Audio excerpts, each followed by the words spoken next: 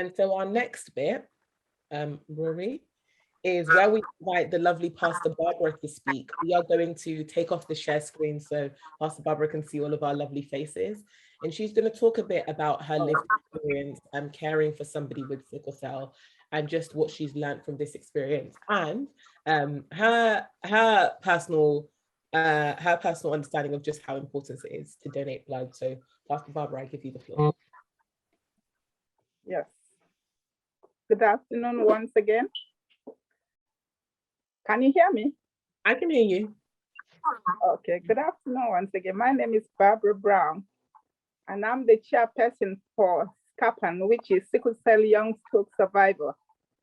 And it is an umbrella organization under which sickle cell in NGOs in Africa are registered in order to speak with one voice on issues concerning sickle cell diseases.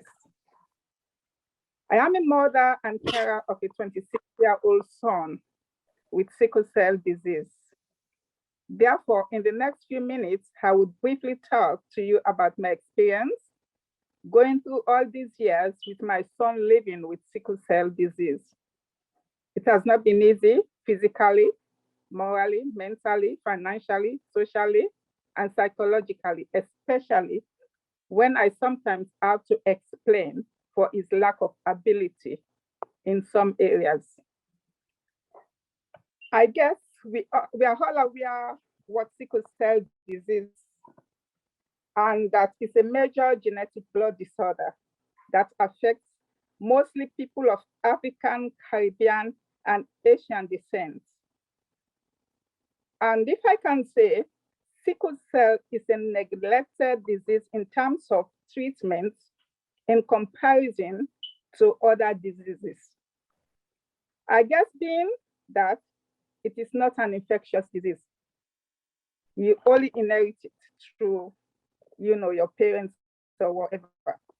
The hemoglobin within the red blood cells becomes sickle shape instead of round shape. Therefore, it makes it harder for the red blood cell and oxygen to travel through the veins. And it easily gets stuck thereby causing painful swellings, as I observed when my son was growing up. It causes recurrent pain and complications that can interfere with many aspects of the patient's life, like education, employment, and psychological development. According to my personal view as a mother and carer, and from reports from other sickle cell sufferers, most public departments do not have enough knowledge about sickle cell disease, and therefore are not aware about the severity of this disease. Therefore, sufferers are not given the due care and consideration that they deserve in schools, colleges, and in workplaces, especially during transition to adulthood. Transition period from childhood to adulthood can take a special toll on the physical and mental well-being on sufferers and parents and carers. Care of young people in transition between pediatric and adult services should be planned and managed according to the best practice guidance described in transition, getting it right for young people. During infancy to teenage years, parents to carers are involved to see that due care is given to their child or the person that they care for. But when the patient reach adulthood, the belief is that they can take care of themselves. You, the parent, is excluded more or less, forgetting that sickle cell disease might have done some damages on some of these patients' well-being and ability to make sound decisions. Therefore, they cannot relate well with various agencies that deal with them, of which includes the medical department. This causes lots of worries on parents and carers as it comes back to them when they see that their child or the person that they care for is not given the due care and are not treated equally as people with other ongoing illnesses or disability. For example, a plan of treatment, dearly, consideration that needs to be considered in colleges, universities, and workplaces. Between the age of 3 years to 18 years, my son used to be on blood transfusion. He started receiving blood exchange from 18 years onwards to his present age. Now his consultant has told him that they will need to test one of his siblings to see whether their blood match for them to do bone marrow transfusion. This is another worry for me as a parent because it has its side effects. As a working parent or a working mother and the sole care of my child, I went on voluntary redundancy due to frequent and unplanned hospital appointments. Like most sickness, sickle cell disease is a sickness that no matter how much you can earn financially, it will interfere with your finances as you need to pay for frequent transportation costs to and from hospital, do special groceries, shopping, pay extra cost of eating in the house, pay for travel insurance when going on holidays, and attending meetings as they arise. Even if your child is receiving benefits, it still makes you to become short of money.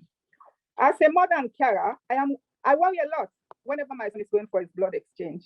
Yes, I worry a lot to hear that only 1% of Black people donate blood. As well, it pains me to see that my son cannot take part in most social events like sports and other useful activities that his peers who do not suffer from sickle cell disease are involved in. As a parent and carer, even though your career may not be a nurse, you tend to do the work of a nurse. To collect and administer medication, monitor oxygen level flow, fix various gadgets, and so on. My son has suffered from 2 strokes, and this has left him to be termed as special need. As an adult, he tries to hide his condition from his friends and the public. He hides his pain from families and refuses to say when he is in pain. He rather prefers to suffer in silence for fear that he will be termed as weak. He only talks about his pain when he could no longer cope and had reached crisis level. This then leads to immediate hospital trip and most times admission. Sickle cell disease has left a psychological effect on my son and I as a mother and carer that is difficult to explain. Therefore, the need for educational programs to encourage and increase awareness of sickle cell and blood donation are paramount. Also, more research needs to be done on how to eradicate sickle cell, if possible, from humanity, apart from not marrying the same blood type. Now, while other research is being done, all childbearing age groups from where sickle cell disease is prevalent should undergo genotype testing. Newborn screening should also be carried out.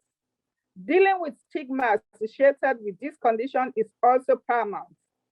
With this, both patients, parents, and carers will benefit from this support network, and even those who are not aware that they are affected will benefit. It will also improve links with nurseries, schools, colleges, and workplaces, as it is important to understand how to live with sickle cell disease to help someone who has this condition to live a better life.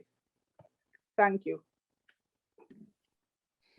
Thank you so much, Barbara, for your really, really profound words. I think that really put into context, as I was thinking, it put into context just how little support is given for people with sickle cell disease and their families, and what that in turn, that type of burden must have had on not only your son, but your life as a mother as well.